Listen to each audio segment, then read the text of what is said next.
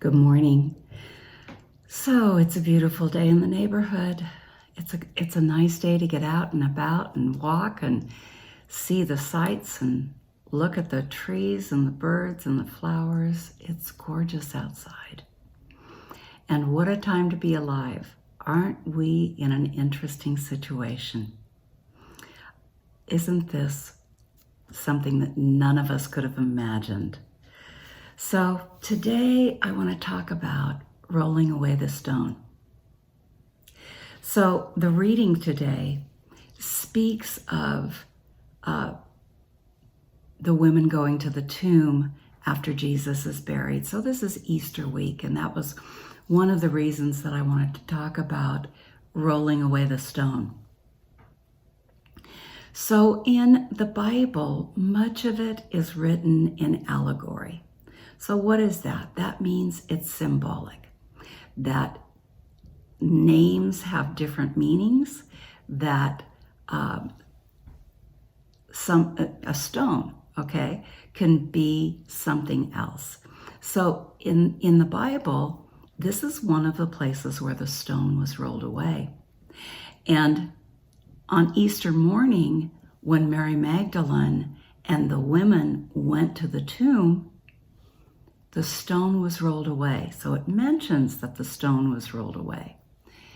And the women were able to see the angel who spoke to them and told them that Jesus had risen.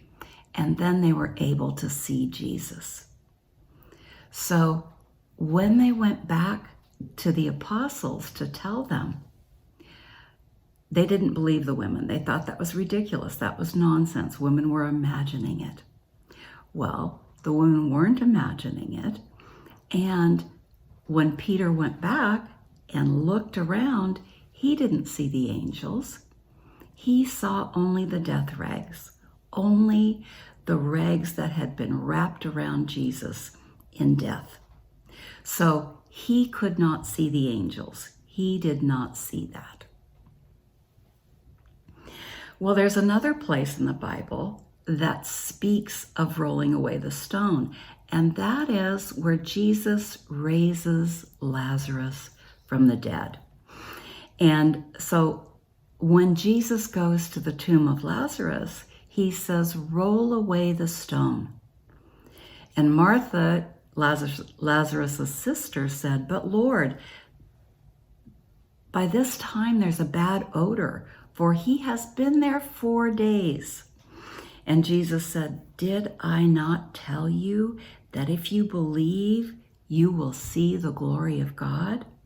So they took away the stone, and Jesus said, "Father, I thank you that you have heard me. I knew that you always hear me, but I said this for the benefit of the people standing here, that they may believe that you sent me." So when he had said that, then Jesus calls out in a loud voice, "Lazarus, come out." And the dead man came out with his hands and feet wrapped in the strips of the death linen. And he says, "Take off the grave clothes and let him go." Okay? So when we are talking about this, when we are talking about rolling away the stone, we are talking about the stone of consciousness, the stone that separates us from the divine, the stone that separates us from our good.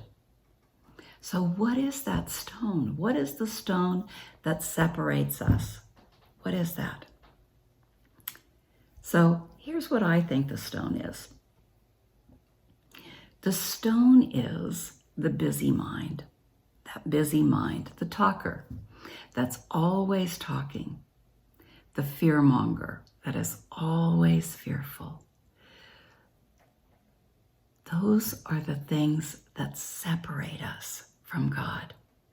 So that busy mind, always talking, always being fearful, always seeing the most negative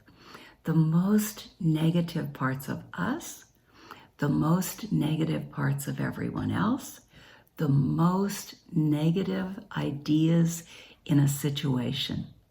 So there we are in this life, in this period of time, where there's lots of fear, where fear is the coin of the realm at the moment. Fear is everywhere. Everyone's afraid. We tend to be really fearful about things we don't know. We tend to be really fearful about the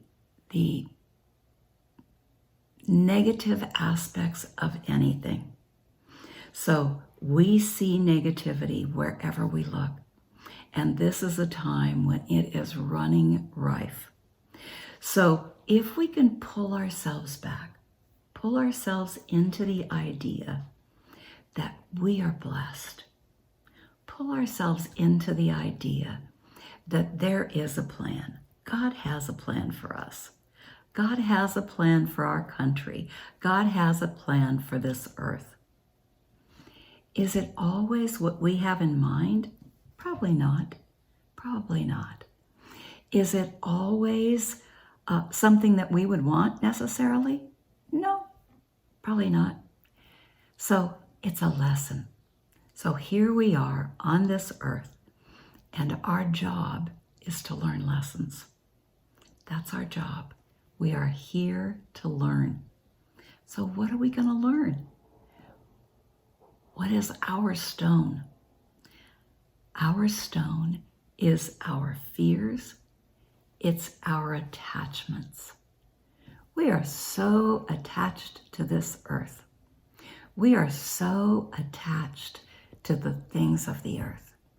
We are attached to our belongings. We are attached to our homes and our cars and our stuff. We are really, really attached to our stuff. So what do we need to do? We need to let go and let God. Oh, I know that's an old New Thought saying, let go and let God. But it's true. Let go and let God. God knows how to do this. Do I know how to do it? No, I don't. But I do know this. If I release my need to be right, if I release my need to know exactly how this goes, if I release the idea that I can change something, if I release my need to judge,